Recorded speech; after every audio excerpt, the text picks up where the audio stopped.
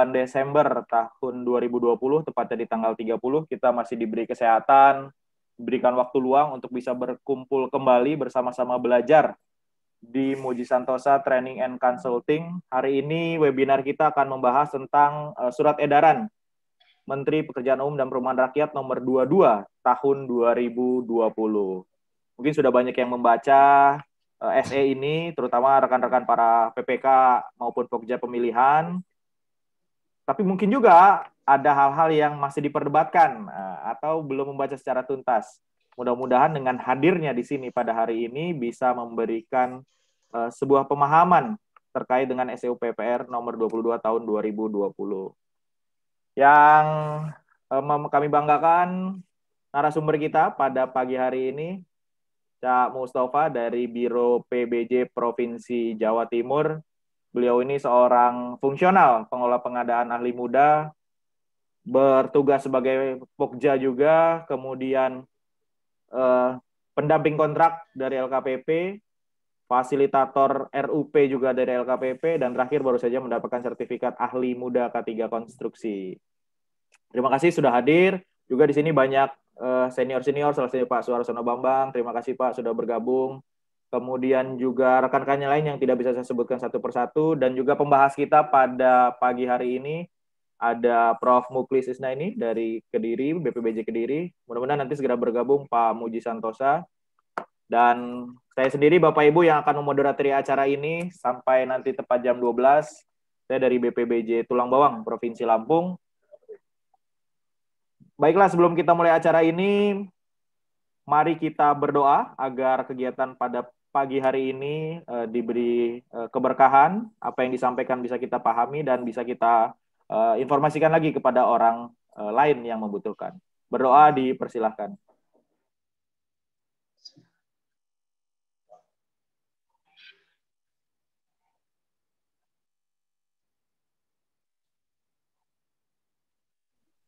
Berdoa selesai.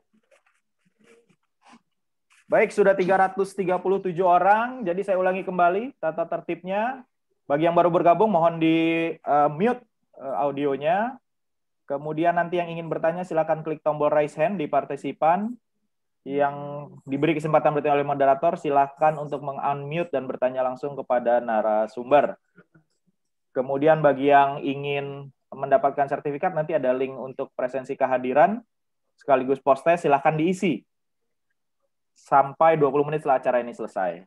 Itu mungkin tata tertibnya Bapak Ibu sekalian. Sekali lagi, terima kasih telah hadir. Dan langsung saja kita ke narasumber kita untuk menyampaikan materi tentang SEPUPR 22 tahun 2020. Kepada Cak Mustafa, dipersilakan. Oke, terima kasih Cak Rangga. Assalamualaikum warahmatullahi wabarakatuh. Selamat siang. Kalau teman-teman di waktu Indonesia bagian tengah dan timur, tentunya juga siang, setengah siang banget kan gitu ya. Salam sejahtera untuk kita semua dan salam pengadaan. Baik, izinkan saya Bapak Ibu untuk menyampaikan, sebetulnya kalau saya istilahkan bukan narasumber ya Cak Rangga ya, sekedar berbagi lah. Dan nanti Bapak Ibu kita sama-sama diskusi.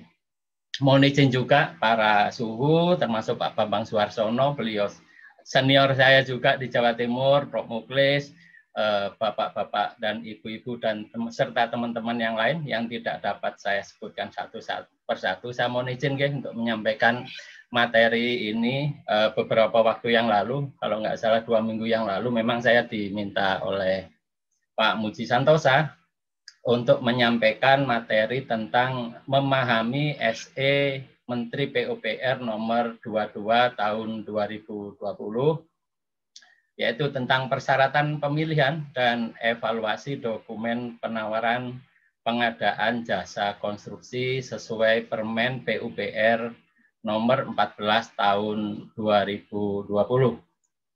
Oke, ini tadi sudah diperkenalkan oleh Cak Rangga. Oke, saya lanjut saja Bapak Ibu. Sebagaimana sudah disampaikan oleh Bapak Dr. PM dari Kementerian PUPR, yaitu Putut Marhayudi, bahwa ada filosofis untuk terbitnya SE Permen PUPR ini. Antara lain adanya persyaratan yang berlebih-lebihan yang ditetapkan oleh Pokja, oleh PPK, serta dituangkan ke dalam dokumen pemilihan oleh Pokja pemilihan. Sehingga proses tender menjadi lama karena yang dievaluasi sangat banyak sehingga membutuhkan waktu yang sangat panjang. Selanjutnya peserta gugur karena persyaratan yang berlebih-lebihan sehingga berpotensi tender atau seleksi menjadi gagal karena tidak ada yang lulus. Dan ada indikasi pengaturan tender atau seleksi, di mana syarat-syaratnya mengarah kepada penyedia tertentu, sehingga value for money tidak tercapai karena peserta dengan penawaran yang lebih rendah gugur karena persyaratan yang berlebih-lebihan tadi, sehingga gugur di awal, Bapak Ibu. Oke, lanjut. Oke. Nah, ini contoh kasus, Bapak Ibu. Contoh kasus yang saya alami sendiri. Ini syarat personil manajerial untuk kualifikasi usaha kecil, di mana tidak sesuai dengan ketentuan Permen PUPR 14 tahun 2020 dan bulan Oktober yang lalu ini mempersyaratkan personil manajerial itu sampai 7. Padahal kalau untuk usaha kecil itu tentunya cukup 2 orang, yaitu jabatan pelaksana 1 orang dan petugas keselamatan konstruksi 1 orang. Nah, sehingga berdasarkan penetapan dokumen pemilihan oleh PPK tersebut, itu kesimpulannya ada 4 item. Kurang lebih antara lain menambahkan 5 jabatan yang disyaratkan. Dan masih mensyaratkan pendidikan personil, padahal menurut Permen PUPR 14 tahun 2020, pendidikan personil bukan merupakan persyaratan. Dan yang ketiga, persyaratan ahli K3 juga tidak jelas. Padahal ahli K3 itu ada ahli muda, ada ahli madya, ada ahli utama. Karena ini kualifikasinya kecil, menurut SE ini ya cukup petugas keselamatan konstruksi mestinya.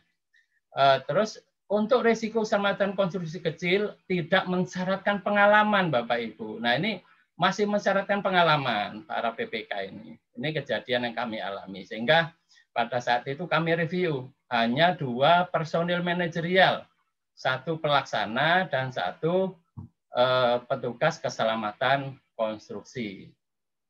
Oke, lanjut. Nah, ini permasalahan Bapak Ibu.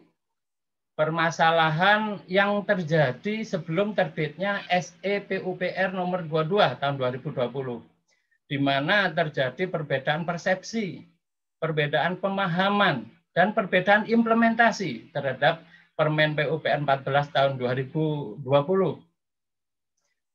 Di mana antara lain persyaratan personil manajerial yang sudah saya sebutkan tadi, pendidikan personil masih dipersyaratkan, padahal sudah bukan merupakan yang dikompetisikan. Sertifikat keahlian atau keterampilan personil juga harus dilampirkan. Bahkan personil manajerial untuk keuangan, manajer keuangan, menurut Permen PUPR itu ya tidak mensyaratkan sertifikat kompetensi, cukup mengelola keuangan, baik itu pekerjaan konstruksi maupun pekerjaan non-konstruksi. Dan pengalaman personil masih berlebih-lebihan, tidak ada pembatasan. Sehingga dengan terbitnya Permen PUPR ini ada pembatasan. Oke, lanjut. Nah, terkait peralatan utama. Pada saat sebelum terbitnya SE ini, banyak terjadi permasalahan. Karena pada tahapan sosialisasi Permen PUPR, di sana disebutkan bahwa bukti kepemilikan alat, jika itu milik sendiri, dan pesertanya berupa PT, maka bukti kepemilikannya kalau milik sendiri harus atas nama perseroan. itu dikaitkan dengan Undang-Undang Nomor 40 Tahun 2007 tentang perseroan terbatas. Sehingga di lapangan banyak masalah. Ada pokja yang mensyaratkan, ada pokja yang tidak mensyaratkan. Bahkan yang sudah mensyaratkan, digugurkan, juga timbul masalah. Sanggah banding, juga sampai pengaduan. Itu ada yang mengalami pengaduan sampai, mohon maaf, sampai ke kejaksaan, Bapak Ibu, karena di dokumen pemilihan tidak tertuang. Selanjutnya juga jumlah dan jenis alat juga semau-maunya, tidak ada pembatasan. Nah, sejak Permen PUPR ini ada pembatasan, nanti sampai ke sana materinya. Oke, lanjut terkait sisa kemampuan nyata. Kita tahu bersama bahwa laporan keuangan menurut standar dokumen Permen PUPR 14 untuk menengah dan besar itu harus melampirkan laporan keuangan yang diaudit oleh KAP. Nah, di sana tidak jelas status KAP-nya harus bagaimana, opini audit KAP yang memenuhi syarat itu juga yang bagaimana. Sehingga banyak masalah di tingkat pelaksanaan. Selanjutnya evaluasi dokumen RKK. Di Permen PUPR ini kan evaluasinya hanya ada atau tidak ada. Sebelum terbitnya SE tidak disebutkan bahwa dokumen RKK harus sesuai bab 6, yaitu huruf C, contoh dokumen tidak disebutkan demikian, sehingga banyak terjadi masalah. Selanjutnya fakta komitmen juga tidak disyaratkan harus setuju. Nah, karena hal baru, jadi para penyedia ini juga masih banyak yang belum tahu, jadi penawaran juga masih yang menggunakan yang lama, sehingga hanya 6 fakta komitmen. Itu antara lain, dan masih banyak kasus-kasus permasalahan yang lain yang tentunya Bapak Ibu alami. Ini yang saya alami ini kebetulan. Nah, terus selanjutnya terkait konsep relaksasi, bahwa Permen PUPR ini beserta SE-nya adalah konsep relaksasi. Sebetulnya kebutuhan pada saat pelaksanaan pekerjaan seluruhnya dituangkan ke dalam spesifikasi teknis, dan itu wajib dipenuhi oleh pemenang tender pada saat pelaksanaan pekerjaan. Sehingga konsep relaksasinya di mana? Nah, dituangkan ke dalam dokumen pemilihan, Bapak Ibu. Jadi di LDP, yaitu Lembar Data Pemilihan, yang dituangkan hanya sifatnya yang utama-utama saja. Tidak sampai peralatan-peralatan yang seperti dulu lagi, Bapak Ibu, sudah ada pembatasan. Dan itu hanya wajib dipenuhi pada saat tender. Sehingga pada saat tender ini yang dikompetisikan hanya yang utama-utama saja, sedangkan yang harus dilaksanakan oleh pemenang tender di pelaksanaan kontraknya semuanya tertuang di dalam dokumen spesifikasi teknis tentunya. Sehingga ada perbedaan mana yang dikompetisikan dan mana yang harus dilaksanakan. Sehingga peserta tahu kalau semua di dokumen spek sudah disebutkan bahwa misalkan alatnya butuh 10 dump truck. Padahal di SE ini jumlah alat untuk tiap jenis hanya 3. Nah, 10 itu untuk pelaksanaan pekerjaannya, yang 3 hanya untuk kompetisinya, Bapak Ibu. Kita lanjutkan, ya. Nah, ini Bapak Ibu, ruang lingkup SE22. Jadi ruang lingkup SE22 itu antara lain mulai persyaratan KD, SKN, metode pelaksanaan, personil manajerial, peralatan utama, persyaratan dan evaluasi untuk pekerjaan yang wajib disubkontrakkan, RKK, SMKK, biaya SMKK, ketentuan daftar barang impor, serta ketentuan peralihan tentang tender atau seleksi gagal, Bapak Ibu. Kita masuk ke pertama, yaitu persyaratan dan evaluasi tentang kemampuan dasar. Sebagaimana kita ketahui, berkaitan dengan SBU, Bapak Ibu, yang diatur di Permen PUPR nomor 19 tahun 2014. Di mana satu SBU merupakan satu subbidang klasifikasi dalam satu klasifikasi yang sama atau klasifikasi yang berbeda. Kita contohkan ada BG 004 dan BG 009 yang syaratnya sudah dihitung sebagai 2 SBU Bapak Ibu, meskipun masih satu klasifikasi bangunan gedung. Apabila disyaratkan 2 SBU, maka penilaian KD peserta cukup memenuhi pengalaman pekerjaan pada salah satu bidang klasifikasi SBU yang dipersyaratkan. Dan ini sudah diperlonggar. Kalau dulu dalam kurun waktu 10 tahun, sekarang sudah dalam kurun waktu 15 tahun terakhir. Artinya semakin diperlonggar kompetisinya. Lanjut, kita lanjutkan ke persyaratan SKN. Persyaratan dan evaluasi SKN. Kita ketahui SKN adalah ditentukan minimal 10% dari HPS. Dari mana perhitungannya? Yaitu dilihat di laporan keuangannya, yaitu dihitung dari ekuitasnya, kekayaan bersihnya. DSE PUPR ini juga sudah ditetapkan bahwa KAP, laporan keuangan, harus diaudit oleh KAP dan harus memiliki izin usaha sesuai Undang-Undang Nomor 5 Tahun 2011 tentang akuntan publik. Di Permen PUPR belum dijelaskan hal tersebut, sehingga banyak terjadi masalah di lapangan. Nah, KAP yang diregistrasi, Bapak Ibu, dapat dilihat pada situs web Kementerian Keuangan dan atau IAP, Institut Akuntan Publik Indonesia. Nanti saya jelaskan di mana itu. Terus evaluasinya Bapak Ibu, itu harus memenuhi 2 opini, yaitu opini wajar tanpa pengecualian atau opini wajar dengan pengecualian. Karena opini itu ada 4 Bapak Ibu. Jadi yang memenuhi syarat hanya 2, yaitu WTP dan WDP.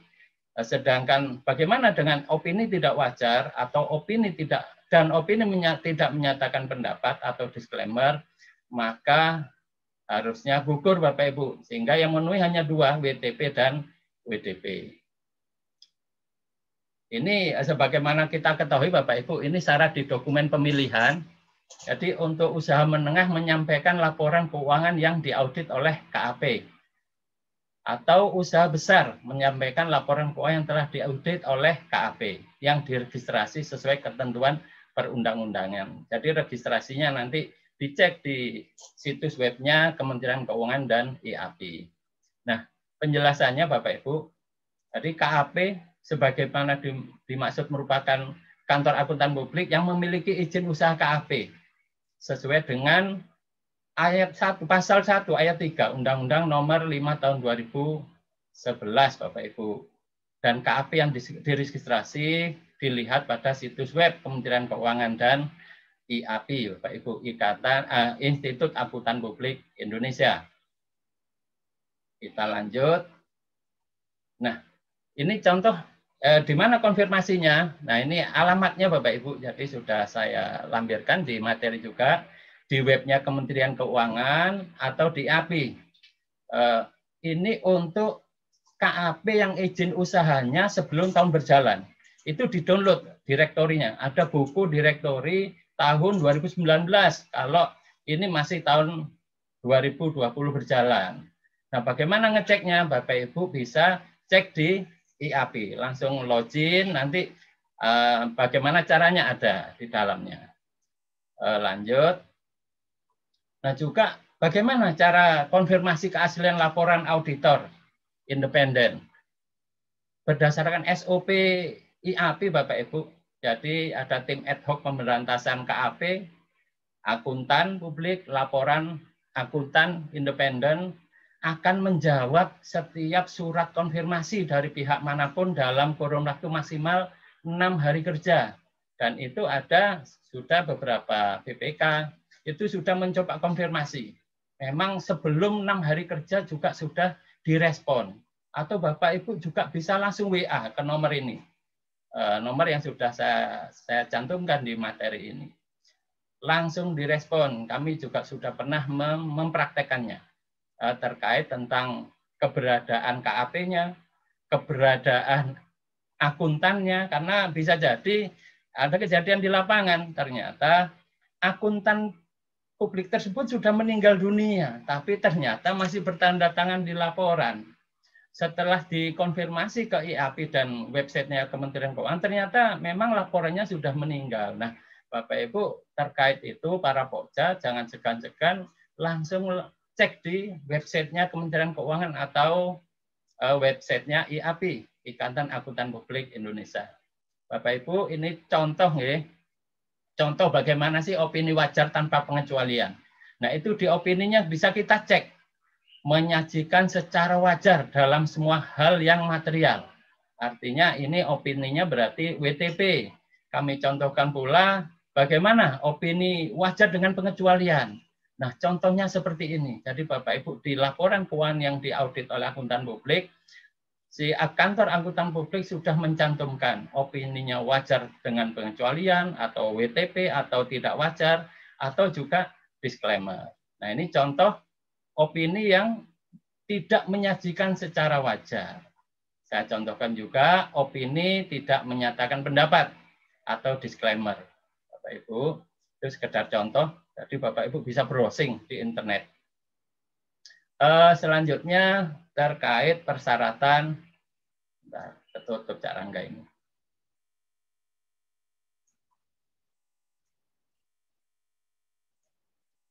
Persyaratan metode pelaksanaan, persyaratan dan evaluasi metode pelaksanaan pekerjaan.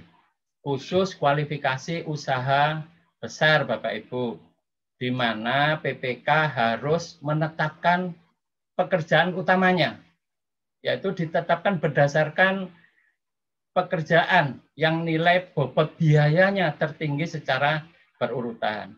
Di mana juga sudah di SE ini juga sudah dipersyaratkan atau dijelaskan untuk nilai HPS 50 miliar, Bapak Ibu salah ketik saya, mohon maaf. Ini 50 miliar sampai dengan 100 miliar, maksimal 3 pekerjaan utama Bapak Ibu.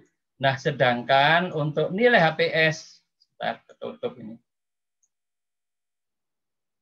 Sedangkan untuk nilai HPS di atas 100 miliar, maksimal 4 pekerjaan utama. Dan itu sudah harus ditetapkan oleh PPK pada saat menyusun dokumen persiapan pengadaan dan dituangkan ke dalam LDP. Nah, bagaimana evaluasi metode pelaksanaannya? Nah, Bapak Ibu, metode pelaksanaan yang disampaikan peserta untuk yang 50M sampai 100M ya, Bapak Ibu, dapat menetapkan copy paste terhadap, dapat menetapkan sendiri atau copy paste dengan metode pelaksanaannya PPK. Nah, bagaimana kalau menetapkan sendiri? Jika peserta menetapkan metode pelaksanaannya sendiri, maka harus menguraikan penyelesaian pekerjaan secara sistematis dari awal sampai akhir, meliputi tahapan, urutan pekerjaan utama, dan uraian atau cara kerja dari masing-masing jenis kegiatan pekerjaan utama yang dapat dipertanggungjawabkan secara teknis. Baik, kita lanjut ke. Nah, ini cara menghitung bobot pekerjaan, Bapak Ibu. Kita contohkan ada 5 pekerjaan utama, Bapak Ibu. Nah, bagaimana cara menetapkan bahwa itu 3? Berdasarkan prosentase. Nah, ini contoh ada 20%, ada 22%, ada 8%. Maka ditetapkan yang paling tinggi adalah yang 22%, yang landscape. Yang nomor 2, yang 20%, yaitu pekerjaan interior. Terus, dan yang ketiga pekerjaan struktur. Diurutkan berdasarkan prosentase pekerjaan utama. Jadi kalau 50M sampai 100M cukup 3 pekerjaan utama, kalau di atas 100 miliar, 4 pekerjaan utama, Bapak Ibu. Oke. Nah, bagaimana persyaratan personil manajerial? Nah, jumlah personil manajerial di SE ini juga sudah ditetapkan untuk HPS 50 miliar sampai 100 miliar, maksimal 2 personil. Personil manajerial teknis ya Bapak Ibu. Untuk HPS di atas 100 miliar, maksimal 3 personil manajer teknis Bapak Ibu. Nah, bagaimana sertifikatnya, sertifikat kompetensinya untuk SK-SKT, setiap jabatan hanya mensyaratkan satu SKA, SKT. Tidak seperti dulu lagi. Satu orang harus memiliki SKA A, SKA B, SKA C. Nah, untuk kali ini di Permen PUPR 14 beserta SE 22 ini, setiap jabatan hanya mensyaratkan satu SKA atau SKT. Dan manajer keuangan tidak mensyaratkan SK-SKT, Bapak Ibu. Untuk sertifikat K3 konstruksi tidak boleh dibatasi hanya satu yang diterbitkan oleh salah satu penerbit, karena kita ketahui perundang-undangan ada 3 penerbit, Bapak Ibu, hingga tidak boleh menetapkan satu penerbit saja yang diterbitkan Kementerian Ketenagakerjaan saja juga tidak boleh, BNSP saja juga tidak boleh, LPJK saja juga tidak boleh, sehingga 3-3-nya Bapak Ibu. Jadi boleh, terserah peserta mau melampirkan sertifikat yang diterbitkan oleh ketiga lembaga tersebut. Oke, sekarang persyaratan pengalaman personil manajerial. Nah, ini untuk selain personil K3 konstruksi, ya Bapak Ibu, untuk usaha kecil tanpa persyaratan pengalaman, Bapak Ibu. Nah, sedangkan menengah, pengalaman paling banyak 4 tahun. Nah, untuk yang besar, nilai 50 miliar sampai dengan 100 miliar, paling banyak pengalaman yang dipersyaratkan 5 tahun. Nah, sedangkan yang di atas 100 miliar, mohon maaf ini saya salah ketik, paling banyak 8 tahun Bapak Ibu, ini salah ketik ya. Untuk bagaimana dengan pekerjaan yang kompleks? Nah, pekerjaan yang bersifat kompleks, pengalaman yang dipersyaratkan paling banyak 10 tahun. Nah, ini persyaratan personil manajerial Bapak Ibu untuk petugas keselamatan konstruksi atau ahli K3 konstruksi untuk risiko kecil yaitu tanpa pengalaman. Untuk risiko sedang ahli muda dengan pengalaman 3 tahun atau ahli madya tanpa pengalaman. Nah, sedangkan untuk risiko besar ahli madya pengalaman 3 tahun dan ahli utama tanpa pengalaman. Nah, pengalaman untuk personil K3 tidak dapat dipersyaratkan lebih dari 3 tahun, artinya maksimal. Nah, ini mengenal tingkat risiko keselamatan konstruksi ya Bapak Ibu. Nah, bagaimana sih pekerjaan yang tingkat risikonya kecil? Sebentar nggih. Tertutup ini. Untuk risiko kecil diuraikan seperti ini. Kenapa kok diklasifikasi risiko kecil? Bersifat berbahaya yang rendah berdasarkan penilaian risiko keselamatan konstruksinya. Dan ini ditetapkan oleh pengguna jasa. Pekerjaan konstruksi dengan nilai HPS sampai dengan 10 miliar.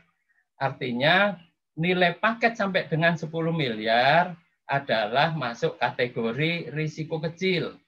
Dan mempekerjakan tenaga kerja kurang dari 25 orang dan atau pekerjaan konstruksi yang menggunakan teknologi sederhana Bapak Ibu. Nah, bagaimana yang risikonya sedang? Untuk risiko sedang bersifat berbahaya sedang berdasarkan penilaian risiko keselamatan konstruksi ditetapkan oleh pengguna jasa.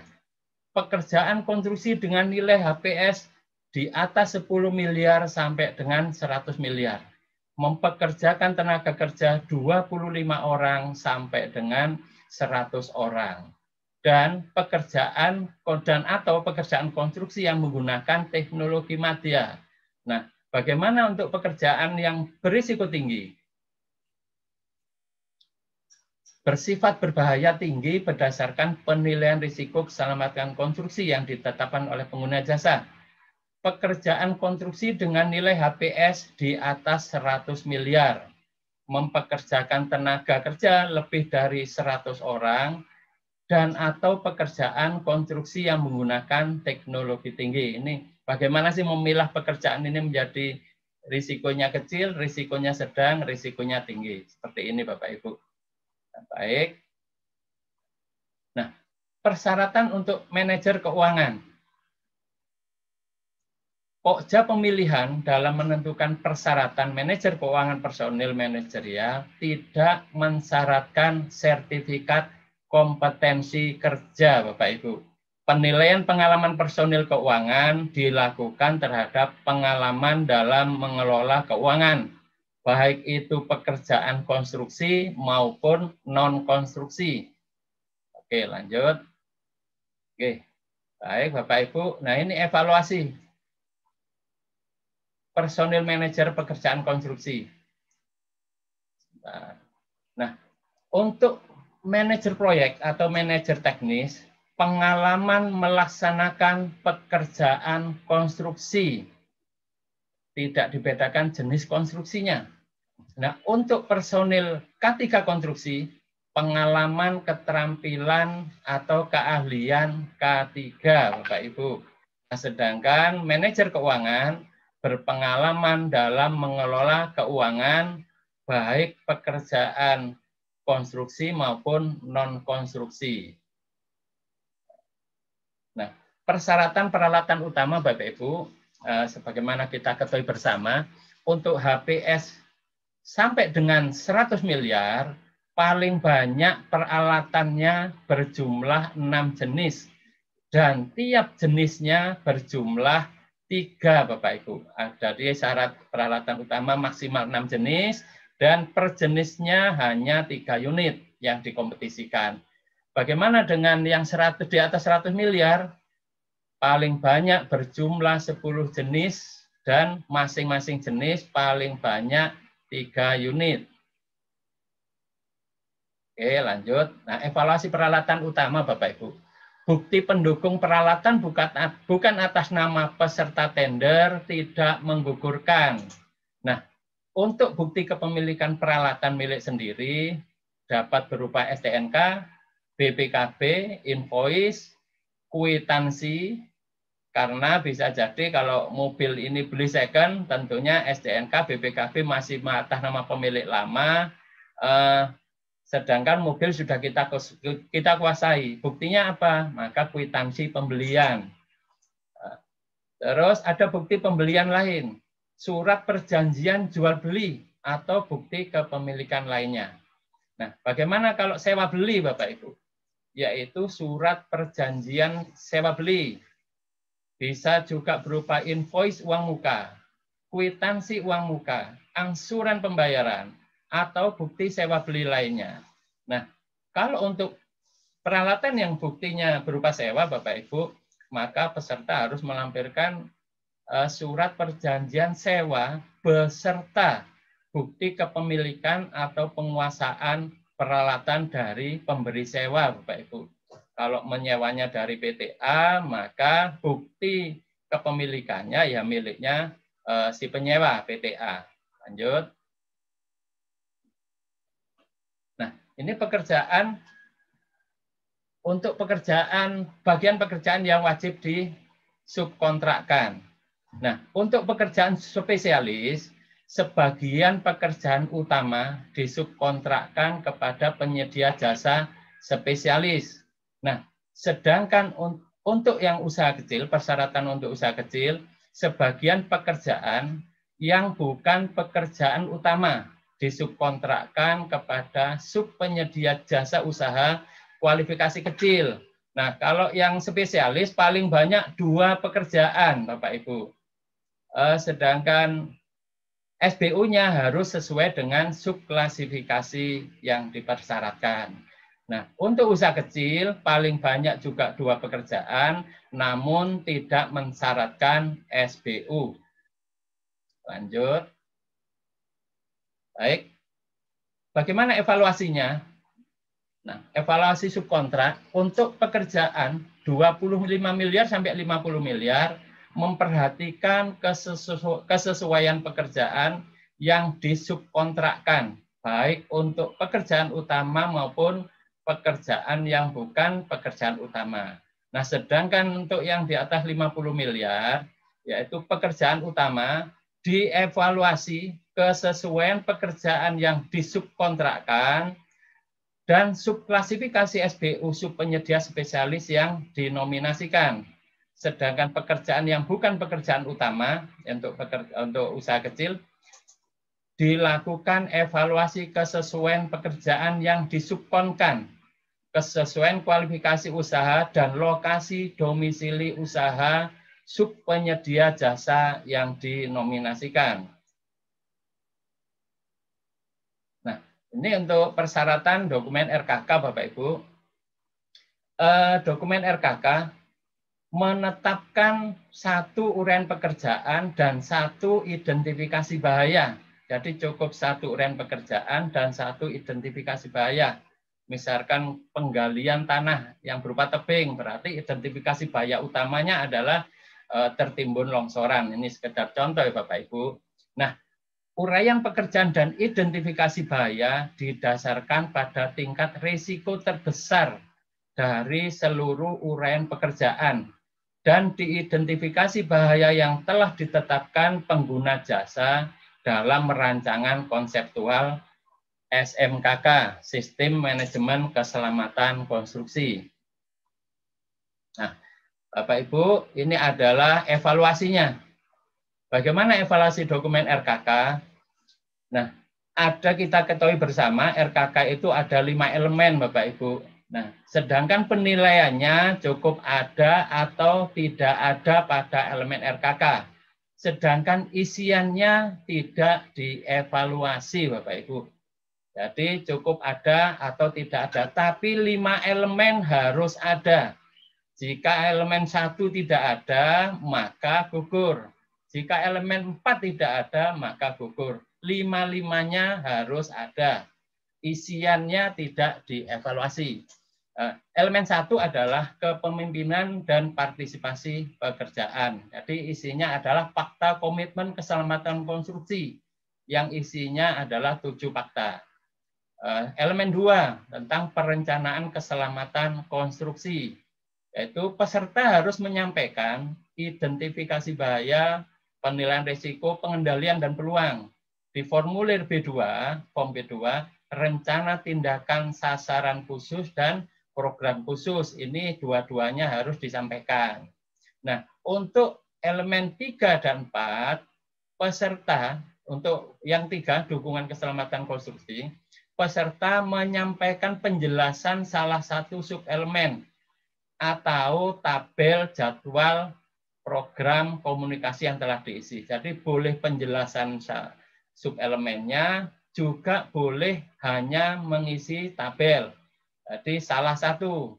Demikian juga untuk elemen 4, operasi keselamatan konstruksi.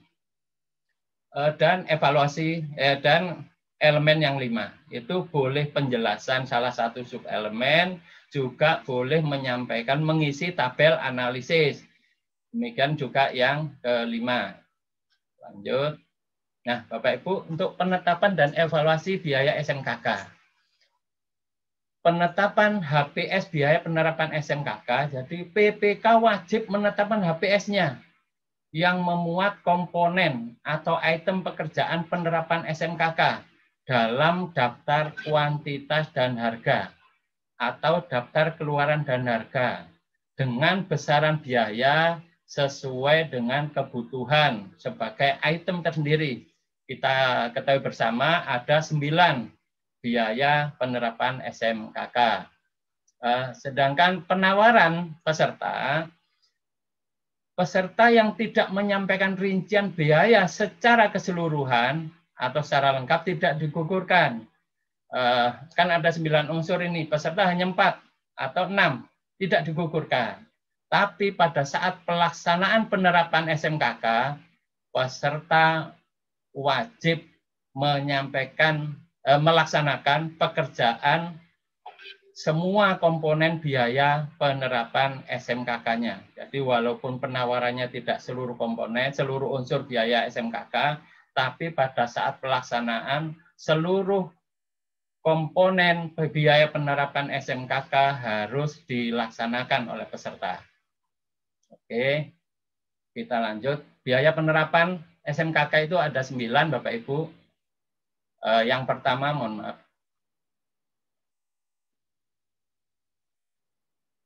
Yang pertama biaya penyiapan RKK, yang kedua sosialisasi, promosi dan pelatihan, yang ketiga alat pelindung kerja dan alat pelindung diri, yang keempat asuransi dan perizinan, yang kelima, maaf, tutup ini, yang kelima biaya personil keselamatan konstruksi. Jadi karena melibatkan personil K3 keselamatan konstruksi, maka juga biaya bulanannya juga harus ditetapkan. Fasilitas, yang keenam fasilitas sarana, prasarana dan alat kesehatan. Rambu-rambu yang diperlukan, konsultasi dengan ahli terkait keselamatan konstruksi dan kegiatan dan peralatan terkait dengan pengendalian risiko keselamatan konstruksi. Nah, di dalam SE 22 tahun 2020, untuk barang impor, barang-barang yang impor tidak dilakukan evaluasi. Dan terkait ketentuan peralihan, Bapak Ibu, juga disebutkan bagaimana dengan evaluasi ulang. Kan ini diundangkan, kalau Permen PUPR diundangkan pada tanggal 18 Mei. Apabila evaluasi ulang, maka dilaksanakan tetap sesuai Permen PUPR nomor 7. Nah, demikian juga kalau sampai dengan tanggal 18 Mei masih tahapan penyampaian penawaran ulang, tetap sesuai Permen PUPR nomor 7. Namun, kalau setelah tanggal 18 Mei ternyata tender atau seleksi ulang, maka harus dilaksanakan sesuai Permen PUPR 14 tahun 2020. Nah, SE 22 tahun 2020, Bapak Ibu, diundangkan tanggal 21 Oktober. Tentunya juga sama perlakuannya, sehingga sejak tanggal 21 Oktober, maka SE ini juga sudah berlaku, Bapak Ibu. Nah, ini jangan lupa, saya dititipi Pak Muji Santosa, nanti tanggal 5 Januari di hari Selasa, Muji Santosa Training and Consulting akan melaksanakan webinar untuk kelas khusus Bapak Ibu hari Selasa tanggal 5 Januari mulai jam 13.30 atau setengah 2 WIB nih, sampai jam 15, 1 jam setengah.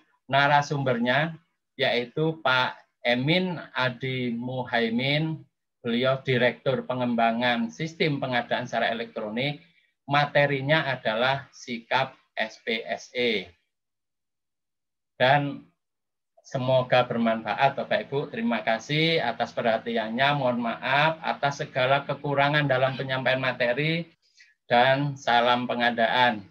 Kita lanjutkan dengan diskusi. Kita kembalikan kepada Cak Rangga. Baik, terima kasih Pak Mustafa ya sudah menyampaikan materinya dengan lugas, jelas, tuntas gitu ya. Dari awal sudah banyak yang raise hand ini, Cak Mus. Dan pesertanya sudah 563 orang, alhamdulillah ya. Banyak yang, mudah-mudahan banyak yang mendapat manfaat dari acara kita pada pagi hari ini. Langsung yang saja sudah di atas 750, Cak Rangga. Iya. Oke, langsung saja kita ke yang raise hand pertama, Pak Anton Sugiarto, Pak. Silakan Pak, di unmute.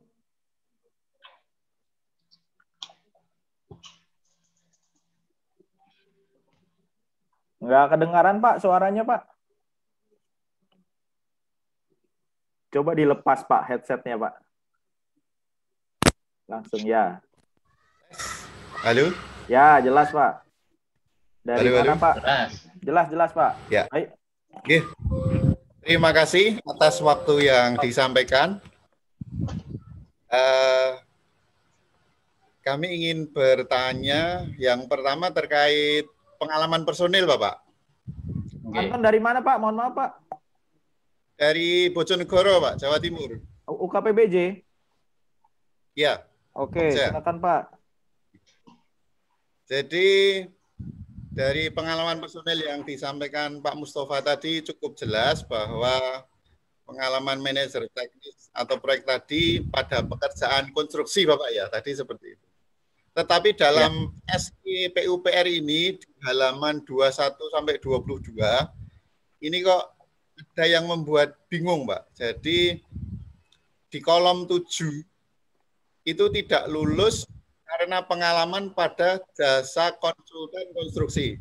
Mungkin ini sudah benar seperti yang disampaikan Pak Mustafa tadi, tetapi pada kolom 2 itu kok lulus, Pak. Padahal itu juga ada di jasa konsultan konstruksi, yaitu pengawasan. Mohon penjelasannya. Lalu pertanyaan yang kedua, Bapak, terkait peralatan tadi yang milik sendiri itu boleh, Pak ya, bukan atas namanya dia, tetapi harus diperkuat dengan kwitansi gitu, Pak. Ya, jadi betul. Kalau tanpa kwitansi tetap gugur, Pak ya. Oke, ini itu aja, Pak. Terima kasih atas waktunya. Oke, makasih Pak Anton. Mau langsung jawab apa dikumpulkan dulu, Cak Mus? Langsung aja. Oke, langsung silakan. Ada 2. Pertama terkait SE, halaman 2122. Kemudian yang kedua terkait halaman 21 peralatan. Ya. Oke. Saya coba yang kedua dulu. Ini masih nyari halaman 21. Baik, Bapak Anton ya. Konco Dewi Bojonegoro. Yang nanti juga bersama saya sama Cak Rangga ini berkolaborasi. Kami di Musang PPC Channel sepakat untuk menjawab bersama. Nah, terkait peralatan utama, Bapak. Jadi bukti kepemilikan kan dapat berupa STN, BPKB, termasuk kwitansi. Jadi artinya, misalkan ada kwitansinya sudah atas nama Pak Anton, tapi di dalam BPKB atau STNK masih atas nama Cak Rangga, itu tidak menggugurkan. Karena apa? Sudah dipindah tangankan ke Pak Anton. Sehingga BPKB dan STNK kalau belum dibalik nama otomatis masih milik Cak Rangga, kan begitu ya. Beda pada saat dulu sebelum ada SE ini, buktinya hanya contohnya BPKB, STNK dan invoice. Nah, bagaimana dengan pembelian yang second? Di situ kan bingung akhirnya kita semua para pelaku. Karena bisa jadi peralatan utama ini belinya atas nama Pak Anton ternyata sudah dipindah tangankan kepada Cak Rangga.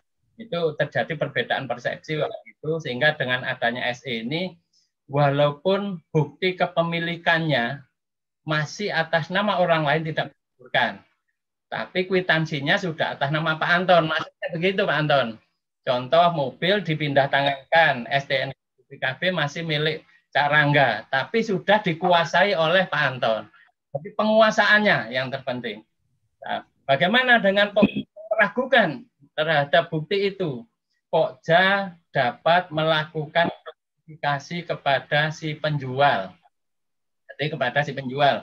Jadi bagaimana caranya? Ya kita datangi. Makanya salah satu contoh saya sebagai Pokja, di bawahnya peralatan utama kami sebutkan, jika bukti kepemilikan berupa kwitansi harus mencantumkan data pemilik sebelumnya dan harus dapat dilakukan klarifikasi kepada pihak pemilik sebelumnya. Jadi kami tambahkan itu, Pak, ketentuan itu di LDP kita tambahkan supaya peserta tahu. Oh, ternyata kalau mohon maaf ya, barangkali ada penyedia yang tidak semua penyedia juga begitu. Namanya kwitansi kan bisa asal dibuat ya, Pak Anton ya. Ya, untuk meminimalisir itu di LDP disebutkan bukti kwitansi harus dapat diklarifikasi kepada pemilik sebelumnya, dan itu sudah pernah saya lakukan. Ternyata memang betul ada pemilik sebelumnya. Itu, Pak. Kami datangi ke kantor sebelumnya, ke kantor pemilik sebelumnya. Yang kedua, Cak Rangga, halaman 21 ya, Rangga?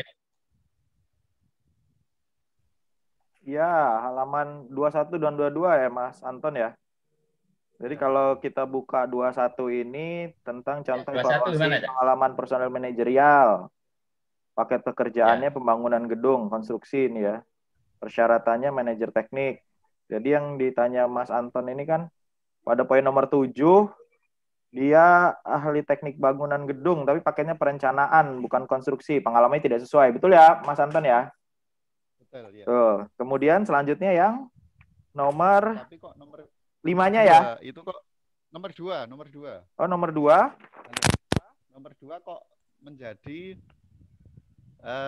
lulus. Oh, Padahal oke. itu kan juga jasa konsultan konstruksi, yaitu pengawasan. Oke.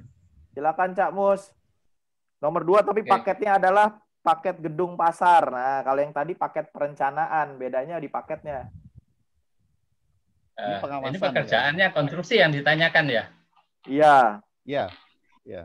Nah, memang kalau konstruksi itu sebetulnya kan gini, pengalaman pekerjaan konstruksi apapun sebetulnya kan gitu ya Cak Rangga ya, pengalamannya. Bukan pada jabatannya, tapi pernah bekerja sebagai manajer pada pelaksanaan pekerjaan konstruksi. Nah, kalau terkait yang bunyi SE-nya, kita tanyakan kepada pihak penerbit ya. Harusnya kalau pengalaman personil terkait pekerjaan konstruksi berarti ya pengalaman bukan pada jabatannya, hanya pada pelaksanaan konstruksinya. Jadi tidak membedakan konstruksi apapun kalau untuk pekerjaan konstruksi, yang penting pernah sebagai manajer teknik pada pekerjaan konstruksi. Kalau terkait yang itu barangkali Pak Muklis juga bisa menambahkan atau Cak Rangga. Karena posisi saya bukan pihak yang ikut menerbitkan ini ya Cak Anton ya. Ya. Menurut Ya. Cak Rangga gimana? Pak Prof, ada tambahan Pak Prof. Jadi kalau saya baca sih di halaman 21 ini kan pengalaman pekerjaan sebelumnya paket gedung pasar, jabatannya manajer teknik. Karena tadi dipersyaratkan kan manajer teknik. Tapi pada yang nomor 5, dia paketnya perencanaan gedung, jabatannya ahli teknik bangunan gedung. Jadi pengalaman yang nomor 7, kalau yang saya pahami ya, bukan di pekerjaan konstruksi nih, kalau saya baca. Gitu. Walaupun pekerjaan si manajer teknik pada paket nomor 2 itu melaksanakan pengawasan pekerjaan, pembangunan jalan. Kalau yang saya baca sih seperti itu gitu. Itu mungkin bisa ditambahkan Pak Prof atau Pak Bambang. Alhamdulillah ada Pak Bambang ini terkait SE halaman 2122. Si Pak Bambang deh. Pak Bambang masih bergabung, Pak? Oke, sementara atau nanti kalau Pak Bambang bergabung kita coba tanya tambahan lebih lanjut ke beliau Mas Anton ya. Terkait dengan Saya cari dulu ya. Oh, monggo Pak. Tapi memang seharusnya pengalamannya ya konstruksi kalau pengalamannya Cak. Iya, jadi di sini yang membedakan itu kalau tak baca nomor 2 contohnya itu paket gedung pasar, jabatannya manajer teknik, memang uraian tugasnya melaksanakan pengawasan gitu ya. Kemudian yang nomor 7-nya dia paket pekerjaannya itu perencanaan gedung sebagai ahli teknik bangunan gedung. Oke, nanti Pak Bambang mencari dulu. Mohon ditunggu Mas Anton ya. Kita lanjut dulu ke penanya berikutnya karena udah ada 13 yang raise hand ini, Cak. Silakan ya, lanjut. Yang berikutnya ada Mas Arianto. Ah, silakan.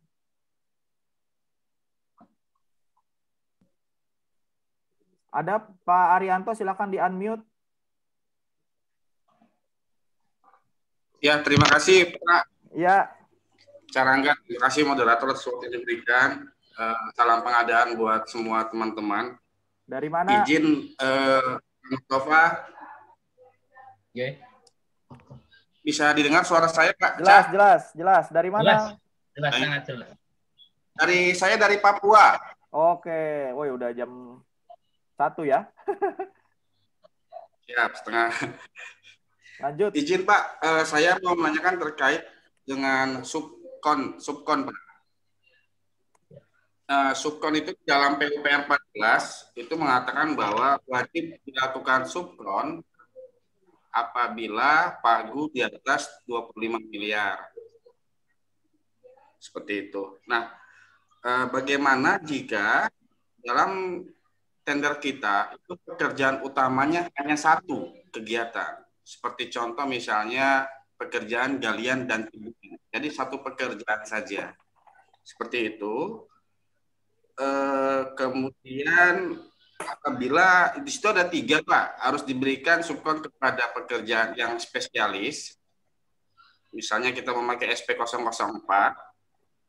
Kemudian ada juga untuk subkon pekerjaan bukan pekerjaan utama. Nah, yang saya tanyakan apabila dan dia wajib berdomisili di tempat di tempat kegiatan.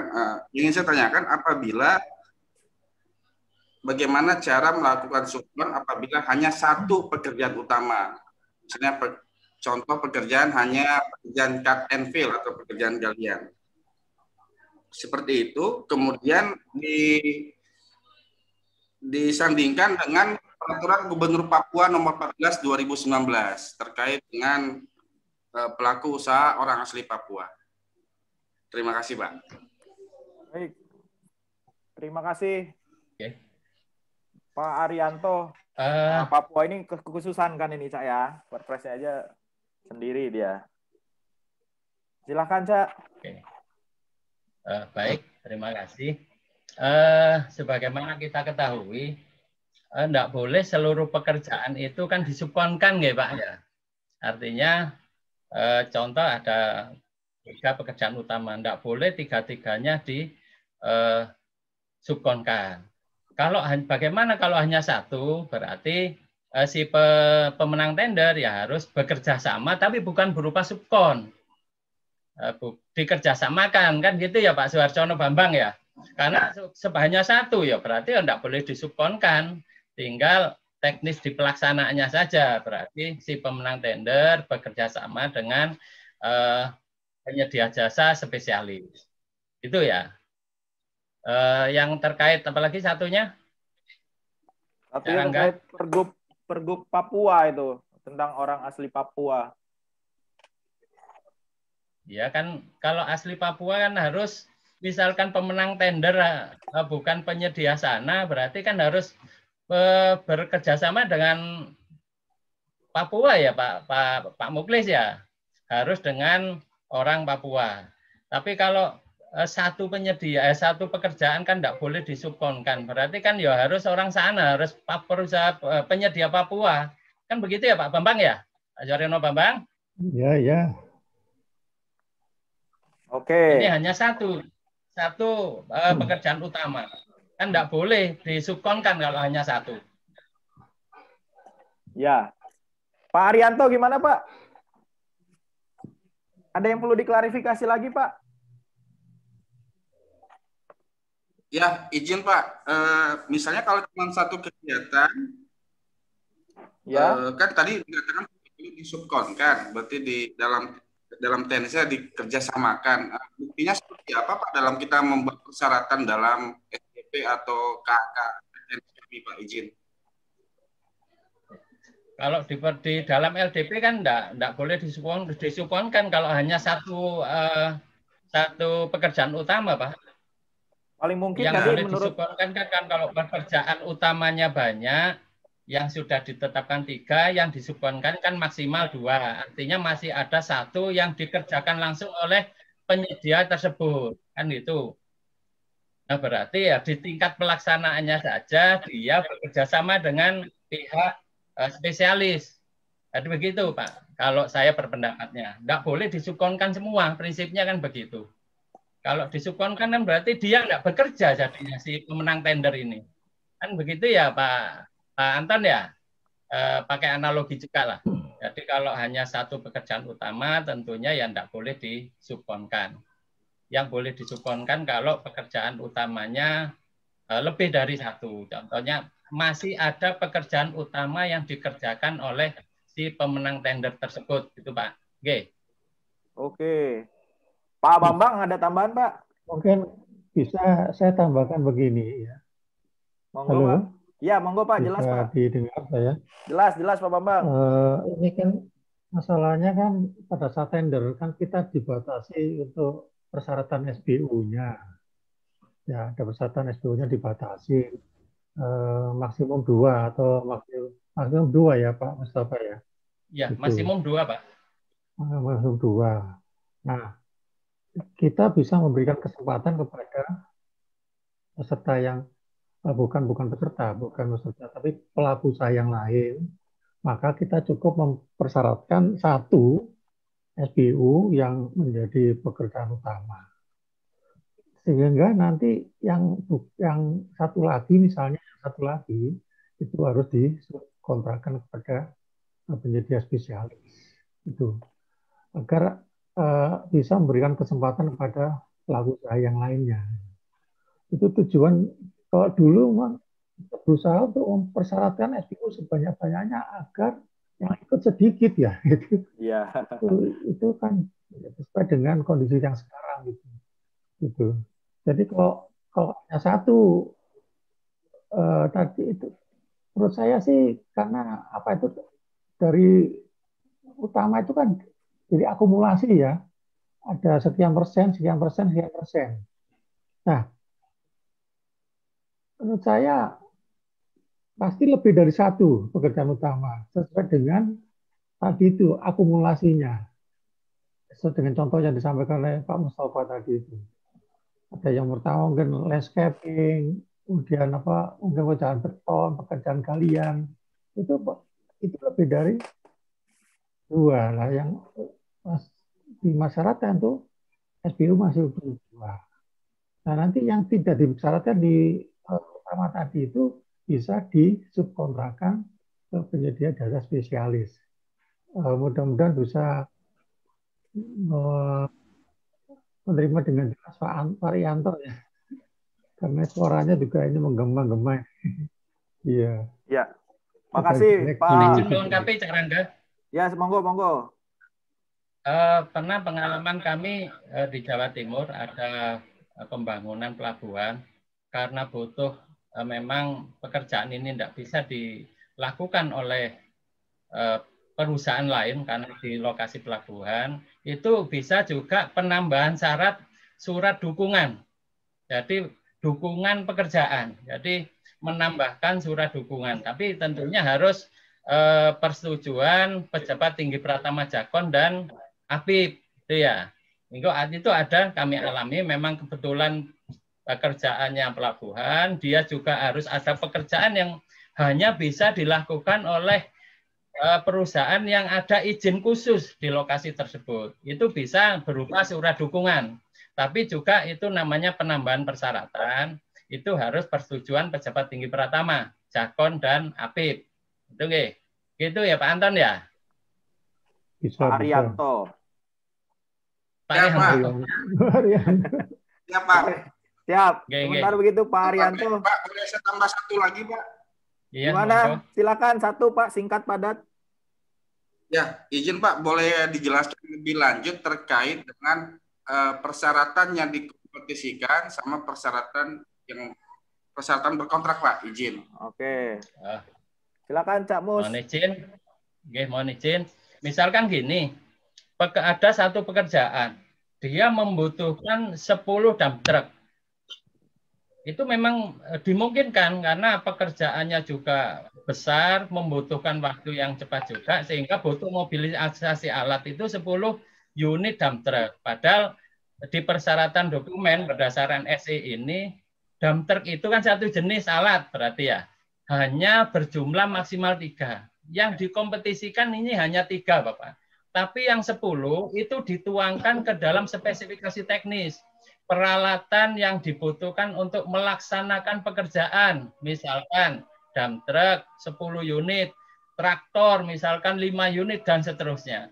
Tapi yang dikompetisikan untuk tiap-tiap jenis ini hanya 3. Makanya sebagaimana disampaikan, Permen PUPR 14 dan SE 22 ini adalah konsepnya relaksasi ya Cak Rangga ya.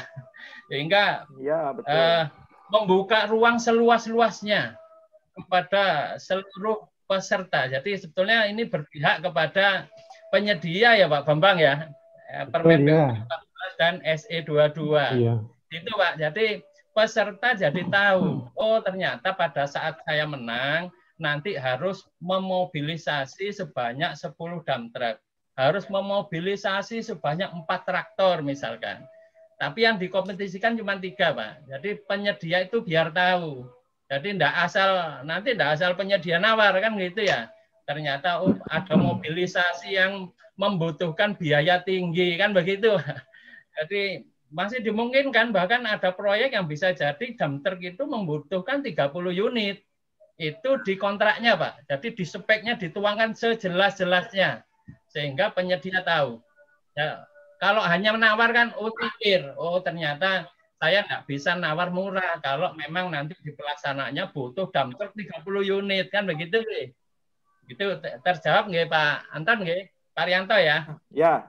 Ya Pak, Oke. terima kasih banyak Pak penjelasannya. Oke, terima siap. kasih Terima Pak kasih. Arianto. Jadi kalau mengambil istilah Pak Bambang itu jangan sampai nanti pekerjaan konstruksi, tapi saking banyaknya peralatan atau saking banyaknya personil manajerial, jadinya ini mau tender konstruksi, apa mau tawuran kalau istilah Pak Suarsono Bambang ini. Karena tenaganya terlalu banyak, peralatannya terlalu banyak gitu, mau tender barang atau konstruksi. Jadi itu Pak Arianto ya, berulang kali Pak Putu juga menyampaikan proses tendernya adalah relaksasi gitu ya. Oke, kita lanjut ke penanya berikutnya. Ada Pak Setiama. Silakan Pak Setiama. Di-unmute, Pak.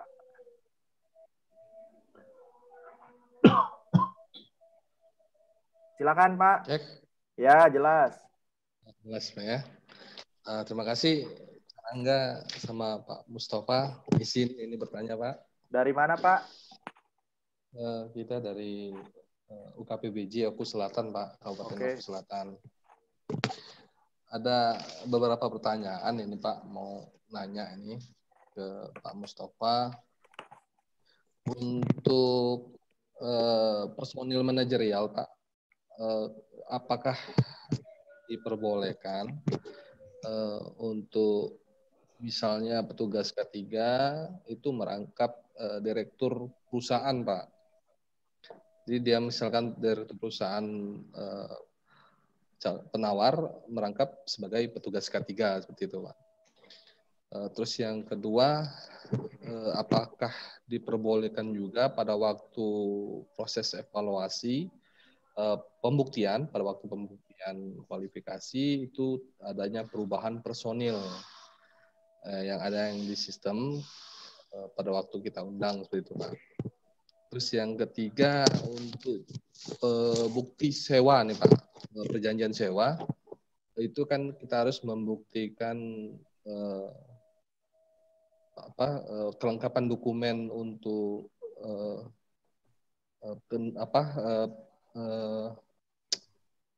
seperti kendaraan seperti itu ya, kendaraan, STK segala macam. Berarti pada waktu kita pembuktian kualifikasi harus kita undang seperti itu, Pak, untuk badan usaha yang pemberi perjanjian sewa ini seperti itu, Pak. Atau cukup fotokopi yang dititipkan pada direktur perusahaan penawar tersebut seperti itu, Pak. Mungkin itu aja, Pak. Terima kasih, mohon pencerahannya, Pak Mustafa. Terima kasih, Carangga. Ya. Assalamualaikum warahmatullahi wabarakatuh. Salam warahmatullahi wabarakatuh. Terima kasih Mas Tiatama dari Oku Selatan. Oke. Ada 3, Cak Mus. Pertama mengenai rangkap jabatan direktur dengan ahli K3. Baik, saya coba menjawab yang nomor 1. Untuk petugas K3 yang merangkap direktur itu kan tidak ada larangan ya, Cak Rangga ya. Yang dilarang itu kalau direktur ini juga merangkap pada pengurus pada perusahaan yang lain. Tapi kalau dia sebagai petugas K3 ya tidak ada larangan, kan gitu ya.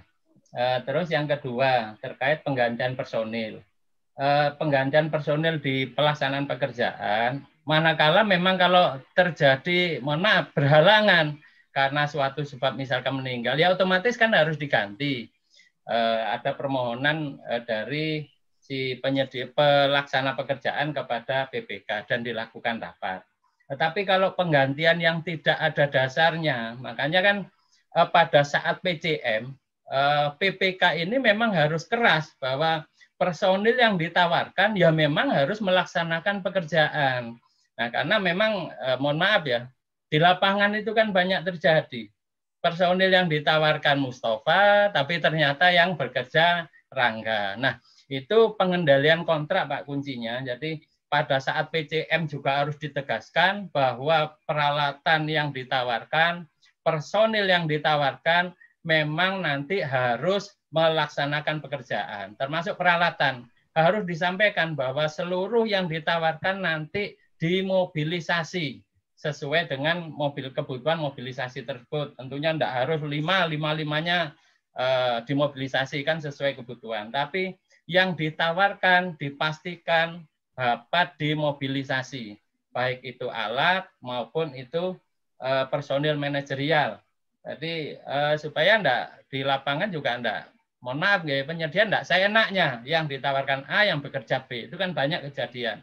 Kuncinya PCM, PPK harus tegas, harus dihadirkan di pelaksanaan pekerjaan, dimobilisasi semua, baik peralatan maupun personilnya. Makanya kan pada saat PCM itu apa yang dievaluasi, hasil evaluasi juga ditanyakan kembali kepada pemenang tender. Nah, itu terkait ganti personil. Nah, terus yang ketiga, terkait bukti sewa. Bukti sewa, Bapak, ketentuannya peserta harus melampirkan surat perjanjian sewa beserta bukti kepemilikan alat milik si penyewa. Tidak harus menghadirkan si pemilik persewaan, cukup surat perjanjian asli beserta bukti kepemilikan asli milik si pemberi sewa. Jadi pada saat pembuktian kualifikasi, kan ada klarifikasi teknis juga, itu juga diminta dibawa. Jadi pengalaman saya juga, misalkan dia hanya membawa surat perjanjian, terus bukti yang dilampirkan BPKB, Pak, BPKB-nya masih di Jember, ya besok saya tunggu, saya beri kesempatan sampai besok, gitu Pak. Jadi terkait bukti kepemilikan tidak harus menghadirkan si pemilik persewaan, cukup bukti dokumen aslinya dibuktikan kepada Pokja. Itu ya Pak, terjawab ya Pak? Ya Pak. Ya Pak, Oke. Terima kasih Pak. Oke, siap. Baik, terima kasih. Berikutnya ada Pak Widiatmoko. Silakan Pak, di-unmute Pak. Dari mana? Ya, selamat siang. Siang, Pak. Dari UKPBJ Kabupaten Pemalang, Widiatmoko. Ya, Pak. Silakan, Pak. Oke. Kami akan menanyakan terkait untuk tender kualifikasi menengah di atas 1,5 sampai 50 miliar. Ya. Apabila yang mengikuti itu kualifikasi kecil, tapi secara persyaratan baik KD maupun SKN memenuhi, apakah diperbolehkan? Kemudian terkait persyaratan laporan keuangan, kalau untuk kualifikasi kecil itu kan laporan keuangan hanya melaporkan neraca keuangan tahun terakhir. Apakah itu bisa sebagai pengganti laporan keuangan yang disetujui oleh KAP? Cukup dua, Pak. Ada lagi, Pak? Oke, cukup. Pak, tadi pertanyaan kedua itu laporan keuangan untuk kecil. Pada paket apa ya, Pak? Untuk konstruksi. Paket enggak, konstruksi menengah, kecil, besar? Kebetulan pesertanya ini kualifikasi kecil. Ikut menengah ya, Pak? Iya. Oke. Kalau kualifikasi kecil kan cukup melampirkan neraca keuangan. Iya, iya, iya. Silakan, Cak Mus. Oke, baik. Bapak saya jawab ini. Untuk pekerjaan konstruksi ini kan segmentasinya sudah ditetapkan ya Pak, sudah diatur. Bahwa kecil ini lapangannya hanya sampai dengan pagu APS 2,5 miliar. Tentunya kalau 2,5 miliar sampai 50 miliar itu kan untuk menengah. Di atas 50 miliar besar. Dan sehingga sebetulnya ya sudah gugur sejak awal, sehingga tidak memenuhi syarat karena ini pekerjaan diperuntukkan untuk menengah kalau 25 miliar. Terus terkait laporan keuangan. Laporan keuangan kalau untuk kecil itu kan cukup SKP, sehingga SKP-nya harus 5. Sehingga kecil kan tidak boleh mengerjakan untuk yang menengah. Itu ya Pak. Sehingga segmentasinya sudah ditetapkan, kecil hanya sampai 2,5 miliar, 2,5 miliar sampai 50 untuk menengah, dan di atas 50 untuk besar. Sehingga tidak memenuhi syarat, Pak. secara kualifikasi gugur. Kan demikian ya Cak Rangga ya? Ya, oke. Gimana Pak Widiatmoko? Segmentasi ini sebenarnya sudah jelas ini ketentuannya, Pak. Sudah jelas, Pak. Sudah ditetapkan. Sehingga dia tidak memenuhi syarat untuk bekerja 25 miliar. Di atas 2 sama Kecil cukup SKP lampirannya. Kualifikasinya. Bisa kemampuan paket. Oke. Pak Bambang masih bergabung, Pak? Pak Bambang mungkin punya untuk melengkapi. Silakan, Pak. Pak Bambang yang pertanyaan Pak Anton tadi ya, Pak. Ini ngechat. Halo, Pak Bambang. Pak Bambang gangguan ya? Prof. Muklis melengkapi, monggo, silakan. Oke, kita tunggu Pak Bambang. Tadi beliau ngechat tapi belum dulu. gabung. Pak Widiatmoko. Sudah sangat jelas lah. Sudah sangat jelas. Kenapa Pak Muklis? Bahwa usaha kecil kan tidak bisa mengikuti untuk yang di atasnya kan? Iya. Kecuali kalau pengadaan barang dan jasa lainnya ya. Ya, konstruksi betul. kan jelas itu.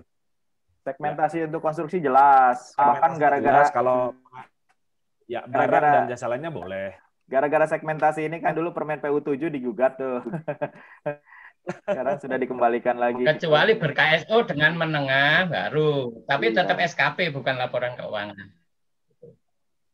Pak Bambang boleh mengadmit sendiri. Nah, silakan Pak Bambang.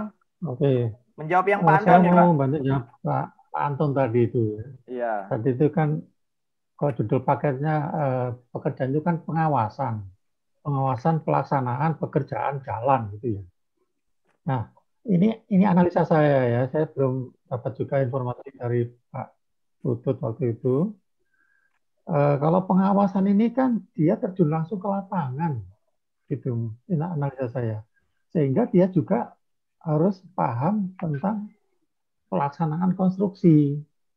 Maka kemudian di sana dinyatakan sesuai. Beda dengan kalau perencanaan.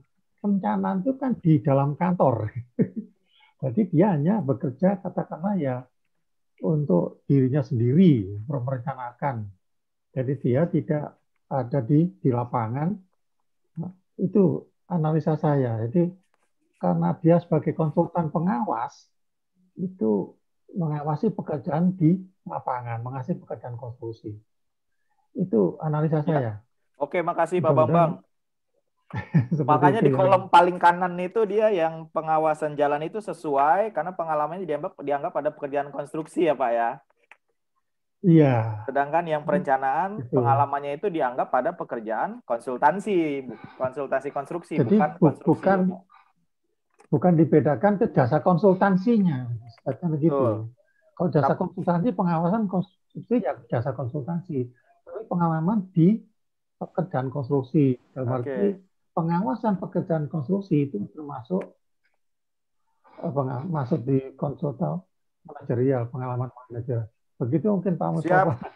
Makasih Pak Bambang. Siap, makasih, di uraian tugasnya juga jelas ya Pak ya.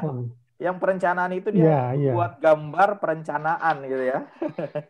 Kalau yang pengawas dia melaksanakan artinya harus turun langsung gitu. Makasih Pak Bambang. Mohon tetap bergabung Pak. Oke. Ya, sampai selesai. Siap, makasih Pak Bambang. Kita lanjut ke penanya berikutnya. Bapak Ibu mengingatkan untuk mengisi daftar hadir sudah dibagikan di kolom chat bagi yang memerlukan sertifikat. Ada 20 pertanyaan lah ya di post testnya. Silakan diisi terkait materi kita pada pagi hari ini. Berikutnya, ini Pak Ferry Saputra dikasih nanya nggak ini, Cak? Bayar. Barusan kemarin beliau yang menyampaikan tentang tenaga ahli. Bang Ferry, silakan Bang Ferry. Bengkulu. Bengkulu bukan, Riau. Oh iya, Riau ya. Iya. Bang Ferry dengan background bukunya, silakan Bang. Di unmute. Kurang ngirimi buku. Silakan Izin Cak Mus. Ya. Oke, Cak. Apa di situ 13, Bang. Silakan Bang. Terima kasih Pak Rangga.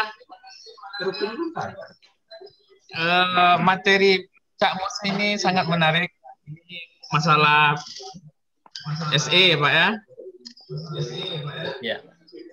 Kalau yang kita ketahui tentang surat edaran itu bukan suatu peraturan perundang-undangan maupun itu bukan suatu keputusan tata usaha negara.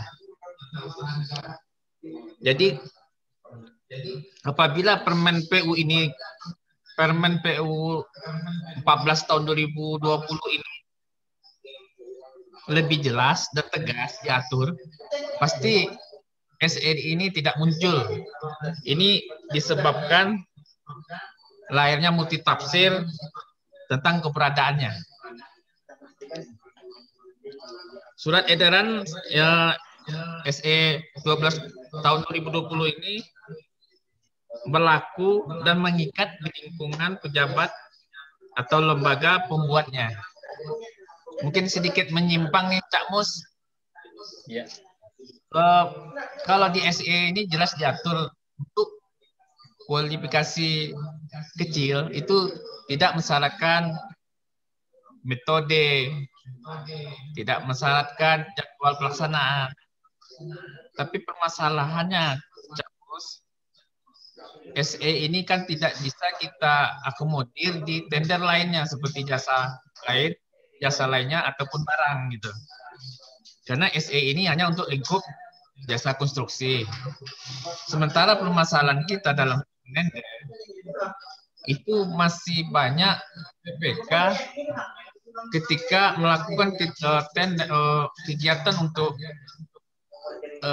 pekerjaan jasa lainnya atau barang itu masih banyak mempersyaratkan, walaupun itu untuk kualifikasi kecil, mempersyaratkan metode, mempersyaratkan tenaga ahli dan wajib hadir saat pembuktian. Tugas kita sebagai Pokja, kita lakukan kaji ulang. Tapi hanya permasalahannya, PPK tidak memahami itu. Akhirnya, karena kita pun tidak juga dalam hal ini ya, mau menjelaskan bahwa ada aturan yang melarang gitu. Tapi kalau untuk jasa konstruksi jelas. Sementara jasa lainnya kan tidak ada acuan saat ini. Jadi menurut Camus bagaimana mengamati hal seperti ini untuk tender di luar jasa konstruksi? Demikian Cak Mus. Oke, makasih Bang Ferry. Bang Ferry ditunggu bukunya ya. Siap. Saya juga nunggu loh, Bang Ferry. Cak Mus silakan Baik. ya, kalau ruang lingkup SE lah ya, sama kedudukannya tadi. Nah, itu terkait SE ini memang pada waktu baru diundangkan itu Dr. PM juga sudah menyampaikan bahwa sebetulnya SE 22 ini adalah sifatnya menjelaskan apa yang ada di Permen PUPR. Dan juga sudah mengikat kan gitu ya. Kalau saya sebagai Pokja itu sangat tercerahkan dengan adanya SE ini karena sudah tidak terjadi lagi multitafsir. Bayangkan kalau dulu sebelum adanya SE ini, bukti kepemilikan alat jika itu milik sendiri, maka harus jika pesertanya PT, maka bukti alatnya harus atas nama perseroan. Dan itu banyak perusahaan yang belum membalik nama, membalik nama bukti pemilik alat ke perseroan, masih atas nama direkturnya. Nah, sehingga itu banyak terjadi di lapangan, karena pada saat sosialisasi Permen PUPR 14, jika sendiri maka harus atas nama perseroan. Dasarnya Undang-Undang Nomor 40 tahun 2007, sehingga itu banyak masalah. Ada yang disanggah, sanggah banding, bahkan sampai ada yang diadukan ke APH. Itu kasus-kasus yang banyak terjadi. Tapi setidaknya dengan adanya SE ini, itu sudah tidak lagi terdapat perbedaan persepsi, permasalahan di lapangan. Nah, terkait status hukum, itu saya tidak berani menjawab, Pak Bambang ya. Bukan kapasitas saya untuk menjawab itu.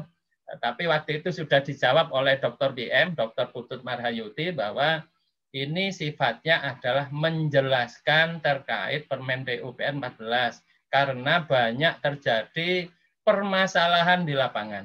Itu yang pertama. Terkait yang kedua, untuk jasa lainnya.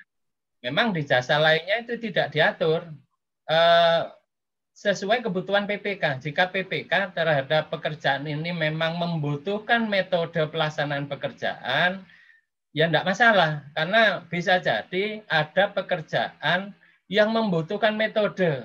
Hingga kan metode pelaksanaan itu kan sifatnya untuk menilai sejauh mana penguasaan teknis si penyedia pada pelaksanaan pekerjaan nanti. Sehingga itu tidak masalah dipersyaratkan kalau menurut saya. Cuman yang selanjutnya PPK minta tenaga ahli yang dihadirkan. Itu kalau menurut saya berlebihan. Pokja kan sifatnya hanya pembuktian kualifikasi dan klarifikasi dokumen teknis saja. Tidak ada kewajiban Pokja menghadirkan personil yang ditawarkan. Dan itu malah menyalahi aturan ya Pak Muklis. Cukup melakukan pembuktian kualifikasi terhadap dokumen kualifikasi, cukup melakukan klarifikasi terhadap dokumen penawaran teknis, bukan tenaga ahli yang ditawarkan. Itu ya Pak ya.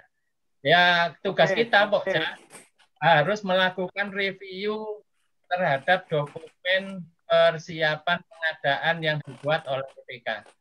Itu ya, kalau tetap mempersyaratkan harus diwajibkan, ya kita sebagai Pokja menolak kan gitu ya. Karena jelas bertentangan dengan aturan. Dan itu ya, dengan Perlem nomor 9 tahun 2018. Itu ya Cak Ferry ya. Iya, saya Mas. Saya sependapat dengan Cak Mus itu. Ya. Ya. Clear ya. Oke, makasih Bang Ferry ya. Ya, Mas. Baik. Nah, karena tadi ditanya kedudukan tentang SE ini, bagaimana status hukumnya, saya boleh minta pendapat dong dari rekan kami ini, Pak Christian Gamas, ada? Boleh di-unmute? Ahli hukum. Bang Chris?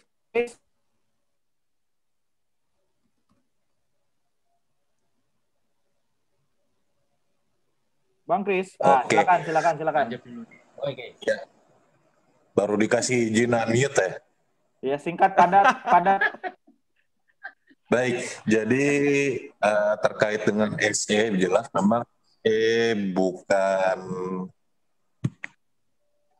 ini mic-nya saya kedengaran jelas ya? Jelas. Oke. Kalau di ilmu hukum itu kan untuk penalaran itu kan ada yang istilahnya hermeneutika gitu ya. Nah, saya ambil logika saja. Kadang-kadang kita menginterpretasikan sebuah kalimat dalam peraturan perundangan itu bisa berbeda-beda gitu. Nah, contoh yang saya ambil kasus di sini di Perpres 16 2018 tentang pelayanan hukum bagi pengadaan barang jasa pasal 84. Nah, itu seringkali dianggap bahwa yang boleh di Pemda khususnya itu kan ada peraturan Menteri Dalam Negeri yang boleh didampingi itu adalah tindak pidana. Nah, padahal ada lagi nih Undang-Undang Nomor 39 tahun 99 tentang Undang-Undang Tindak Pidana Pemberantasan Korupsi. Nah, itu dianggap sebagai rezim hukum yang berbeda. Nah, jadi kalau baca sekilas seolah-olah kayak di Perpres 16 2018 itu di Pemda itu tidak diberlakukan kalau dia delik atau aduannya tipikor. Padahal tipikor itu adalah tindak pidana yang ada dalam subnya tindak pidana itu sendiri gitu. Nah, kadang karena kita awam soal hukum, perlu ada dokumen lagi. Nah, jadi memang benar SE bukan surat edaran, bukan produk hukum, bukan juga keputusan hukum, tapi sifatnya menjelaskan. Ya, selama tidak bertentangan ya maka pihak yang menerbitkan itu tadi ya memang pihak yang memang harusnya memang membidangi aturan tersebut gitu. Nah, jadi kalau ada surat edaran dari Kementerian PU ya itu sudah tidak perlu didebatkan lagi. Artinya kalau yang memang yang dijelaskan aturannya Menteri PU, terus surat edaran dari Menteri PU, bukan dari surat edaran dari Pak Mustafa, Musang Tua, atau Musang Satu, mohon maaf, atau surat edaran dari Pak Rangga. Nah, kalau surat edaran dari Pak Rangga atau dari Pak Mustafa itu baru perlu didebatkan. Tapi kalau surat edarannya dari Kementerian PU ya itu memperkuat lah, bukan membeda-bedakan gitu, bukan juga sebagai produk hukum, tapi memperkuat produk hukum itu sendiri. Mungkin itu sih tambahan. Terima kasih. Oke, makasih Bang Gamas. Nah, kayaknya beliau pernah nulisin ya, Bang Gamas ya, terkait pendampingan hukum nih. Nanti kunjungi saja blognya Christian Gamas, Bapak Ibu, terkait tulisan beliau tentang penjelasannya tadi gitu. Dan terkait SE ini sebenarnya ya, jadi itu ada logi aja sih gitu ya, kan. Betul. Kita menerjemahkan aturan dengan SE-nya itu tadi. Oke, terima kasih. Sebenarnya SE ini buat kita yang Pokja, buat Bapak Ibu yang di sini penyedia ini sangat-sangat membahagiakan gitu. Semuanya jadi clear, jadi jelas. Tapi kalau bicara tentang pembenaran, maka nggak cukup nih 1000 dalil pun. Tapi kalau kebenaran ada di SE gitu. Sudah dibuat sedemikian jelas. Oke, terima kasih Bang Ferry. Sudah jam 12.02, gimana Cak Mus? Tambah satu lagi kali ya? Tambah satu lagi ya. Nggak ada jadwal ngisi di mana hari ini, Cak Mus? Hari ini khusus untuk MS ini saya. Oh, oke. Berarti nanti Cak Mus lanjutkan sampai sore. Saya dan Prof. Muklis pergi duluan ya. Okay. Baik, berikutnya dipersilakan kepada Mbak Eki. Masih ada Mbak Eki, ini udah raise hand. Nah, Mbak Eki, kita dari tadi lelaki terus. Silakan Mbak Eki. Terima kasih kepada Cak Rangga. Ya. Apa kabar Pak Mustafa? Ya, saya mau bertanya tentang saya mau bertanya tentang biaya SMKK. Ya. Apakah surat saya terdengar jelas? Jelas, Mbak. Lanjut. Oh ya. Jadi kalau di SE disebutkan bahwa PPK wajib menetapkan biaya SMKK dalam HPS sebagai item tersendiri, nggih. Sebelumnya perkenalkan, nama saya Eki dari Jogja. Saya Pokja. Lanjut nggih, tadi terkait SMKK bahwa PPK wajib menetapkan biaya SMKK dalam item tersendiri. Nah, di tempat kami itu ada sedikit perbedaan pendapat. Jadi ada yang berpendapat bahwa 9 item biaya SMKK itu harus muncul dalam rincian HPS. Tapi ada juga yang mengatakan bahwa itu cukup 1 item saja biaya SMKK dan itu lamsam begitu. Nah, kira-kira menurut pendapat Bapak bagaimana? Terus juga nanti misalnya dikaitkan dengan jenis kontrak ya. Kalau kontrak harga satuan, kemudian nanti kita evaluasi ada harga timbang dan sebagainya, itu kan akan kelihatan. Tapi ketika kontraknya lamsam, pekerjaan konstruksi yang kontraknya lamsam, nah apakah kita akan melihat setiap item biayanya? Padahal kan sebenarnya kalau kontrak lamsam kan hanya total kontraknya.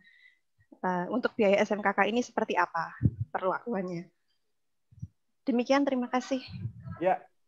Makasih Mbak Eki dari Jogja. Cak Mus, monggo, ada 2 nih. Sebenarnya sama sih ya, intinya tentang biaya SMKK. Ketika PPK menyusun HPS, apakah dirinci untuk 9 item atau boleh jadi 1? Bagaimana biaya SMKK pada pekerjaan yang kontraknya lumsum? Silakan Cak Mus. Terima kasih. Terima kasih Mbak Eki, teman saya waktu pelatihan calon fasilitator ya, bersama Cak Gamas, Cak Rangga. Cak Gamas juga, makasih Cak Gamas tadi telah melengkapi terkait biaya SMKK, Bu Eki. Itu tidak ada pengecualian. Kita sudah dijelaskan di sana bahwa biaya SMKK harus muncul sebagai item tersendiri. Tidak boleh dimasukkan ke dalam biaya umum. Kan ada nggih sebagian itu masih dimasukkan ke dalam biaya umum. Ternyata kan tidak boleh, itu harus muncul item tersendiri biaya SMKK dan terdiri dari 9 item biaya. Jadi 9 komponen itu harus ada, harus sudah ditetapkan oleh PPK. Sehingga tidak ada pengecualian apa tadi Mbak Eki, tidak ada pengecualian untuk apa ya, tadi lupa saya pertanyaannya. Prinsipnya PPK harus menetapkan semua 9 unsur tadi.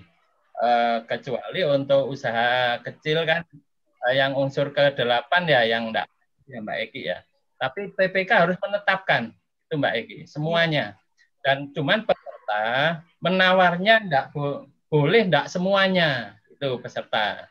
Tapi pada saat pelaksanaan kalau peserta cuma nomor 5 nih ternyata komponen biaya. Tapi pada saat pelaksanaan 9-9-nya tetap harus dilaksanakan. Tapi sesuai kebutuhan di lapangan. Tapi 9-9-nya harus. Ya. Terus terkait ya. Itu yang tadi pertanyaannya Mbak Eki, PPK ketika mengalokasikan boleh nggak hanya satu item nih biaya SMKK sekian juta gitu atau harus dirinci? Tidak boleh. 9 item. Kan sudah diatur harus 9 komponen biaya. Oke, siap. 9 komponen itu sudah harus ditetapkan semua. Tidak boleh ditetapkan lamsam biaya SMKK. Itu tidak boleh. Karena juga dievaluasi sudah diatur. Dievaluasinya jika peserta menawar cuma 5 juga tidak menggugurkan.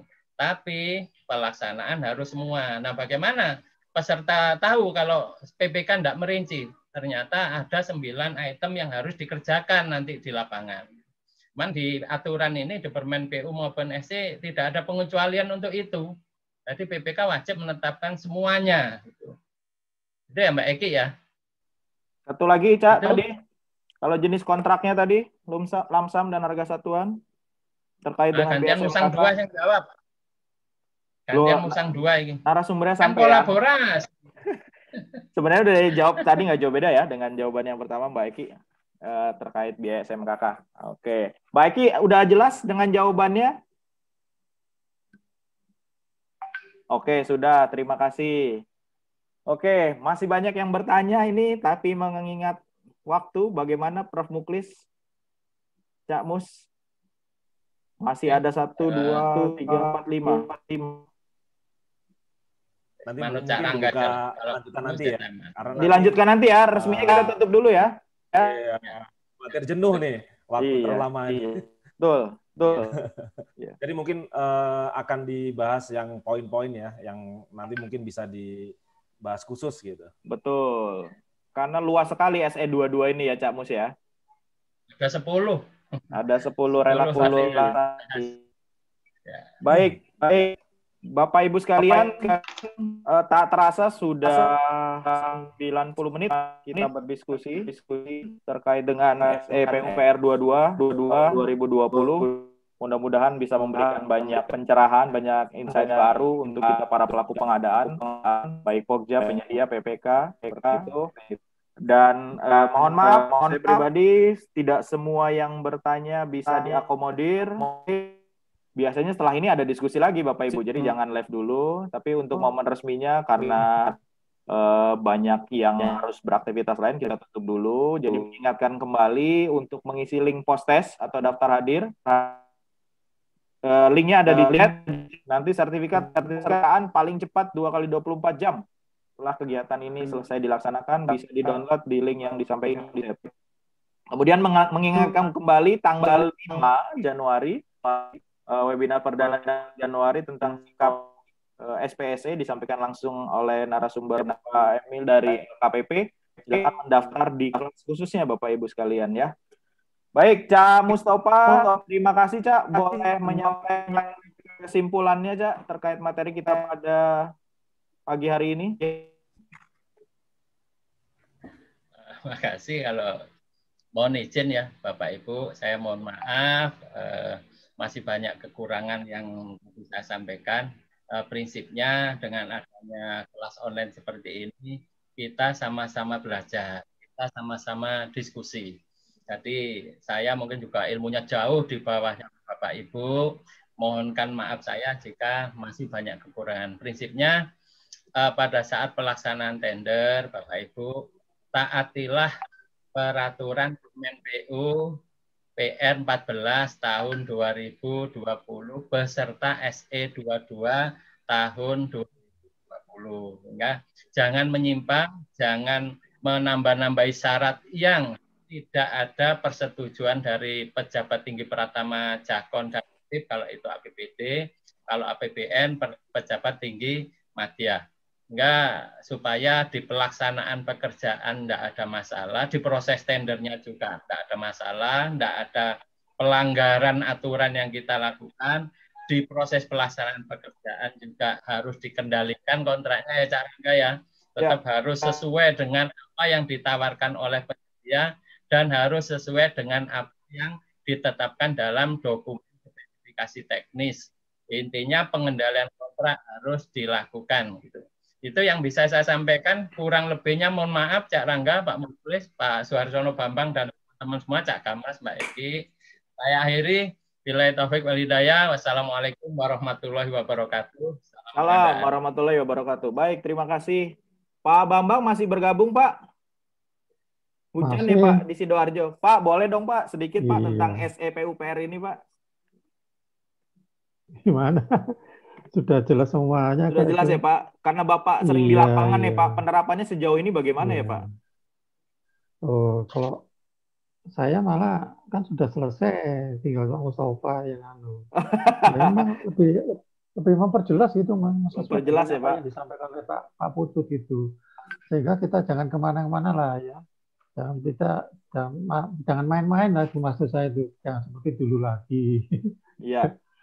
Dulu pengalaman ya arahnya kepada yang ketidakbaikan. Nah, sekarang ini banyak bergerak kepada pelaku usaha. Pelaku usaha diberi kesempatan, tapi jangan terlena dengan maksudnya relaksasi ini. Harus tetap meningkatkan diri untuk menjadi profesional. Jangan nanti terlena minta harapan relaksasi terus. Demikian. Siap. Terima kasih Pak Bambang tambahannya. Jadi ya yang apa Pak Bambang sampaikan, Cak Mustafa sampaikan, berulang kali disampaikan oleh Pak Putut ya, bahwasanya proses tendernya adalah relaksasi, sedangkan pengendalian kontrak ini harus benar-benar dilakukan seperti itu. Tapi relaksasi juga tidak sembarang relaksasi, harus tetap waspada, syarat minimalnya terpenuhi. Baik, terima kasih Pak Bambang. Terakhir dari pemandu kelas, Prof. Mukhlis. Baik, makasih Mas Rangga, diskusi yang sangat menarik. Tentunya terkait dengan regulasi ya, lagi-lagi sebenarnya tidak perlu harus ditafsirkan lagi ya, sudah jelas dan mempertegas dan memperjelas gitu kan. Nah, kadang saya berpikir orang masih menafsirkan itu ada apa sih, masih ditafsirkan lagi gitu kan. Jadi khawatir saya malah ada keinginan yang lain gitu. Jadi SE ini sudah memperjelas dan lagi-lagi sudah dikeluarkan oleh PUPR, sebagaimana PUPR sudah diamanatkan ya di dalam Perlem, di Perpres itu, bahwa terkait dengan konstruksi adalah Kementerian Teknis. Gitu. Jadi mungkin itu saya sampaikan terima kasih dan selamat tahun baru 2021. Semoga tahun depan semakin sehat, semakin cerah, ya kan? Dan semoga COVID tidak berulang tahun di yang ke-1 di tahun depan gitu kan. Mudah-mudahan sudah berakhir COVID-nya. Mungkin gitu. Terima kasih Pak Mustafa atas pencerahannya, Mas Rangga, Pak Bambang, dan Mas Kristian Gamas, Bapak Ibu semuanya. Semoga menjadikan ilmu yang bermanfaat buat kita semuanya. Terima kasih Mas Rangga. Ya. Baik, terima kasih Prof. Mukhlis. Sayangnya Pak Muji belum bisa bergabung karena masih mengajar Bapak Ibu sekalian, tapi salam hangat dari beliau atas partisipasinya dalam setiap event Muji Santosa Training and Consulting selama tahun 2020. Tetap bergabung di 2021, kita sama-sama belajar untuk menjadi pelaku pengadaan barang jasa yang lebih baik lagi. Sekali lagi, jangan lupa mengisi link daftar hadir. Yang tidak mengisi tidak akan mendapatkan sertifikat kehadiran. Terima kasih kepada seluruh narasumber, pembahas, dan juga yang telah memberikan masukan pada acara ini. Mohon maaf juga sekali lagi kepada Bapak Ibu, tidak bisa semua diakomodir pertanyaannya. Mudah-mudahan di lain waktu berdiskusi lagi. Saya pribadi sebagai moderator juga menyampaikan permohonan maaf jika dalam memandu acara ini terdapat banyak kekurangannya. Mudah-mudahan kita bisa berjumpa lagi di Mujizan Sosa Training and Consulting berikutnya. Terakhir, tetap jaga kesehatan. Jangan lupa pesan Ibu 3M ya, Bapak Ibu sekalian. Dan sampai berjumpa di acara tahun 2021. Jangan lupa juga untuk menyaksikan siaran ulang kegiatan hari ini di YouTube-nya Muji Santosa Training and Consulting. Atau juga bisa menyaksikan bagaimana Cak Mustafa membahas PBJ dari sudut pandang beliau di Mr. Musang PBJ Channel. Nah, silakan di subscribe, like, share, and comment untuk dunia PBJ kedepannya menjadi lebih baik. Sekali lagi terima kasih, mohon maaf. Saya akhiri, wassalamualaikum warahmatullahi wabarakatuh. Waalaikumsalam. Salam pengadaan. Makasih Pak Bambang. Oke. Saya kembalikan kepada Prof. Muklis.